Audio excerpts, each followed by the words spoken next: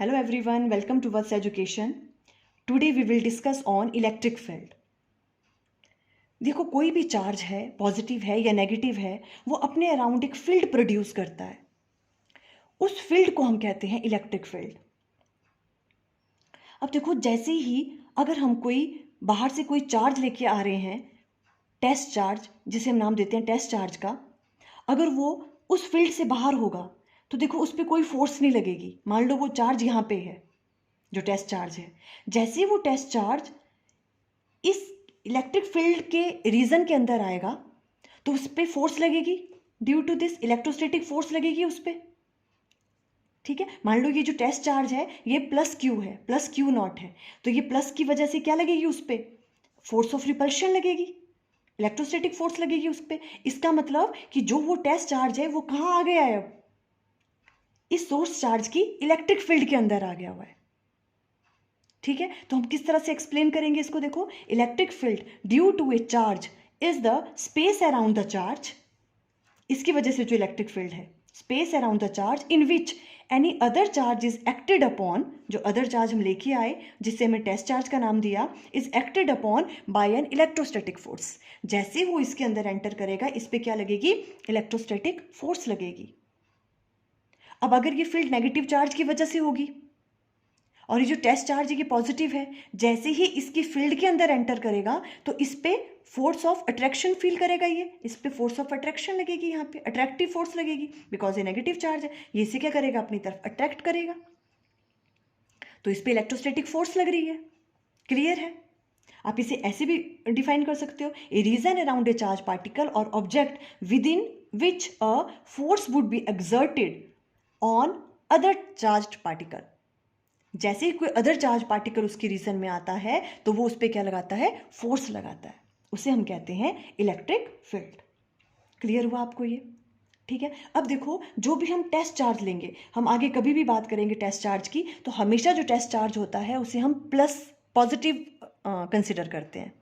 Always याद रखना है, जो टेस्ट चार्ज है वो हमेशा कैसा होगा? पॉजिटिव होगा नेचर में. देखो हमने लिखा भी है यहाँ पे, जो आपके पास टेस्ट चार्ज है अज्यूम टू बी पॉजिटिव, वो हम अज्यूम करते हैं कि वो पॉजिटिव होगा हमेशा टेस्ट चार्ज, और उसकी वैल्यू बहुत ही स्मॉल होगी, मतलब निग्लिजिबल, इतना कम होगा उसके ऊपर चार्ज, बहुत ही कम होना चाहिए इस पे चार्ज. देखो इसका रीज़न कई बार शॉर्ट क्वेश्चन में ये भी पूछ लेते हैं कि जो टेस्ट चार्ज की वैल्यू है हम बहुत ही कम लेते हैं, बहुत ही छोटा टेस्ट चार्ज लेते हैं हम. क्यों? देखो अगर ये टेस्ट चार्ज पे ज़्यादा चार्ज होगा अगर, तो ये भी एक चार्ज है, ये भी अपनी अराउंड एक फील्ड प्रोड्यूस करेगा. फिर हमें पता ही नहीं चलेगा कि जो भी फील्ड है वो इस वाले चार्ज की वजह से है, सोर्स चार्ज की वजह से, या इसकी वजह से है, क्योंकि वो इसकी इलेक्ट्रिक फील्ड को, देखो आप समझ रहे हो, अगर ये वाला चार्ज हम बड़ा ले लेते हैं तो क्या होगा? ये इलेक्ट्रिक फील्ड प्रोड्यूस करेगा अपने अराउंड और ज़्यादा इलेक्ट्रिक फील्ड प्रोड्यूस करेगा. फिर हमें ये पता लगाना मुश्किल है कि इलेक्ट्रिक फील्ड इसकी वजह से लग रही है या इसकी वजह से लग रही है. तो इलेक्ट्रिक फील्ड की वैल्यू कैलकुलेट करना डिफिकल्ट हो जाएगी, क्योंकि ये क्या करेगा? इसकी इलेक्ट्रिक फील्ड भी इस पे इंपैक्ट डालेगी और इसकी इलेक्ट्रिक फील्ड को क्या करेगी? वो डिस्टर्ब कर देगी. क्लियर? देखो बहुत इंपॉर्टेंट है ये, आपको समझ आ रहा है क्यों हम टेस्ट चार्ज की वैल्यू कम ले रहे हैं? हम टेस्ट चार्ज की वैल्यू अगर बड़ी ले लें तो ये भी इलेक्ट्रिक फील्ड प्रोड्यूस करेगा, और क्या होगा? वो इसकी इलेक्ट्रिक फील्ड को, जो ये source charge electric field produce कर रहा है, उसकी इलेक्ट्रिक फील्ड को डिस्टर्ब कर देगा. क्लियर है? इसलिए हम इसको हमेशा क्या लेते हैं? बहुत ही छोटा चार्ज लेते हैं. हम ये सोच के चलते हैं कि वो इलेक्ट्रिक फील्ड प्रोड्यूस ही नहीं कर रहा, बहुत ही कम कर रहा है, मतलब इसके कंपैरिजन में वो निग्लिजिबल है. इस तरह से आप कह सकते हो. क्लियर हुआ आपको क्या होता है इलेक्ट्रिक फील्ड? ओके, अब देखो हम इलेक्ट्रिक फील्ड इंटेंसिटी क्या होता है. मीन्स आपको किसी पॉइंट पे कहा कि उस सोर्स चार्ज की वजह से वहाँ इलेक्ट्रिक फील्ड की वैल्यू फाइंड आउट करो. आप कैसे कैलकुलेट करोगे? अभी तो हो गया कि इलेक्ट्रिक फील्ड होती क्या है. ठीक है, अब हम कह रहे हैं कि इलेक्ट्रिक फील्ड इंटेंसिटी क्या है. मीन्स हमें उसकी इंटेंसिटी फाइंड आउट करनी है, इलेक्ट्रिक फील्ड की वैल्यू फाइंड आउट करनी है. तो वो कैसे करेंगे? देखो, electric field intensity, the electric field intensity at a point due to source charge may be defined as the force experienced per unit positive charge placed at that point without disturbing the source charge.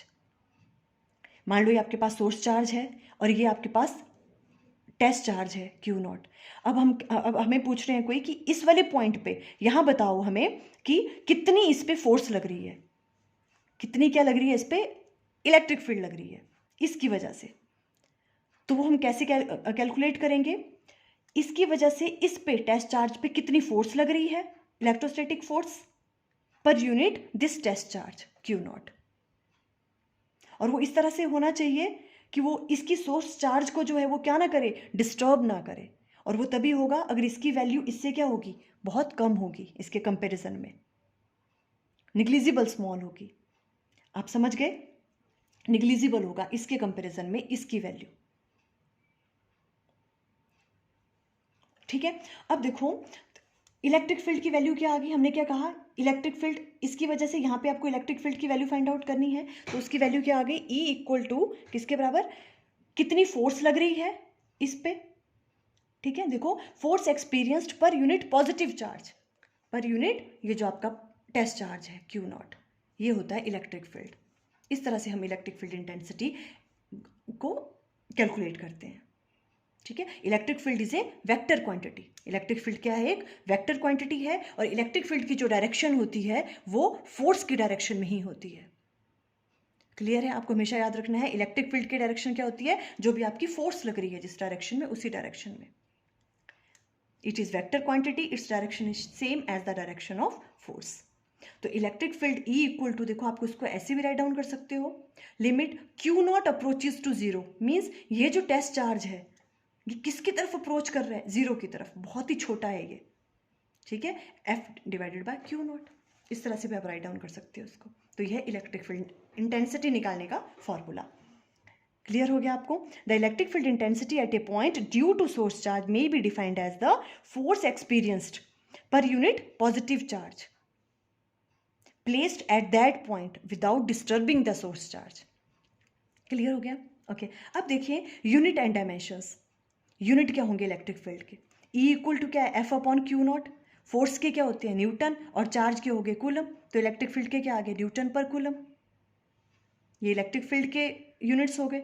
अब dimensional formula भी कई बार पूछ लेते हैं वो, ठीक है। तो डायमेंशनल फार्मूला कैसे निकालेंगे, force divided by charge. Force के डायमेंशनल फार्मूला क्या होते हैं, mL/t-2, ठीक है। और चार्ज के क्या होते हैं, करंट की वैल्यू क्या होती है, I equal to q divided by t. वहां से Q किसके बराबर आ जाए, किसके बराबर आ जाएगा, Q equal to I into T.